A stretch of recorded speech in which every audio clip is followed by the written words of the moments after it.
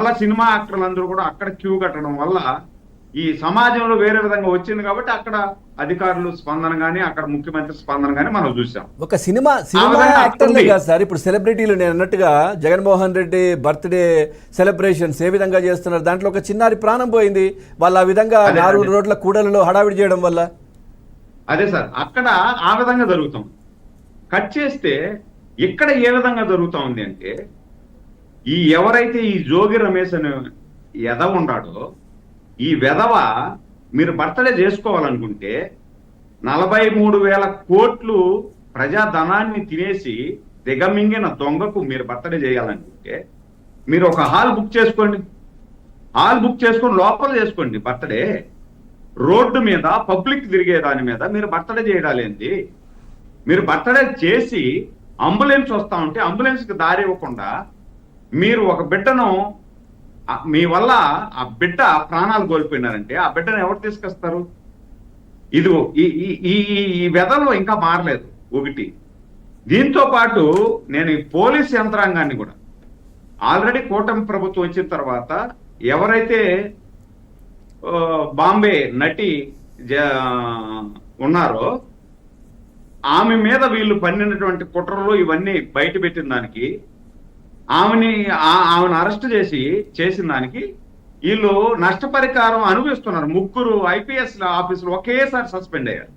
ఇంకన్నా వీళ్ళు తెలుసుకోవాలి మిగతా అధికారులు కూడా. ఇప్పుడు సార్ ఇక్కడ కూడా 3 సస్పెండ్ అయినా కానీ 2 మాత్రం ముందస్తు బెయిల్కి అప్లై చేశారు. పిఎస్ఆర్ ఆంజనేయులు ఇప్పటి వరకు కూడా దానికి సంబంధించి ఎట్లాంటి హ్యాపీగా ఉన్నారు, ఆయన నన్ను ఎవరేం చేస్తారని. పీపీ గారిని మొన్న కోర్టు కూడా అడిగింది, ఏమైంది ఆయన బయటే తిరుగుతున్నారు, మరి ఆయన సాక్షులను ప్రభావితం చేయరా, వీళ్ళేమో ప్రభావితం చేస్తారు, వీళ్ళకి బెయిల్ ఇవ్వద్దు అని చెప్తున్నారు కదా, మరి ఆయన అసలు బెయిల్ గురించే అప్లై చేయలేదు కదా, ఆయన బయట ఎందుకు ఉన్నారని చెప్పి పీపీని కూడా అడిగింది కదా కోర్టు.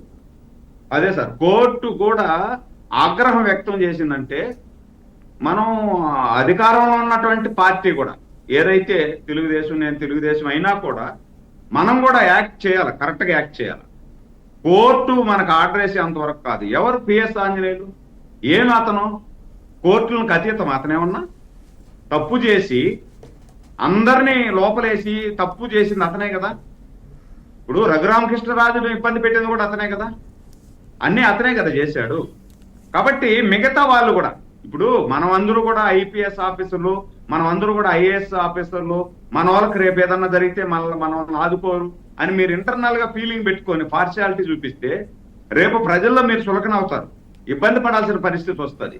ఇప్పుడు ఆ విధంగా ప్రవర్తించిన దానికే కదా 2 సస్పెండ్ అయ్యారు, మిగతా వాళ్ళు బెయిల్ అప్లై చేసుకుంటున్నారు. పిఎస్ ఆంజనేయులు రేపో మొన్నాడు లోపల పోయే పరిస్థితి ఉంది. దీంతో పాటు సార్ నేను ఇంకొక చిన్న సంఘటన చెప్తాను. ఎవరైతే 14 సంవత్సరాలు ఈ రాష్ట్రానికి ముఖ్యమంత్రిగా, 15 సంవత్సరాల ప్రతిపక్ష నాయకుడిగా, 40 సంవత్సరాల రాజకీయం అనుభవం కలిగినటువంటి ఒక ఎమ్మెల్యేగా ఆ రోజు సొంత నియోజకవర్గానికి వస్తే సుధాకర్ రెడ్డి అనేటువంటి DSP నాకు చాలా పరిచయం. ఆయన తిరుపతిలో CIగా చేశారు, ఒక మంచి ఆఫీసర్గా ఉన్నాడు ఇక్కడ ఉన్నప్పుడు. ఆయన పొల్యూటెడ్ అయిపోయారు వైసీపీ వచ్చిన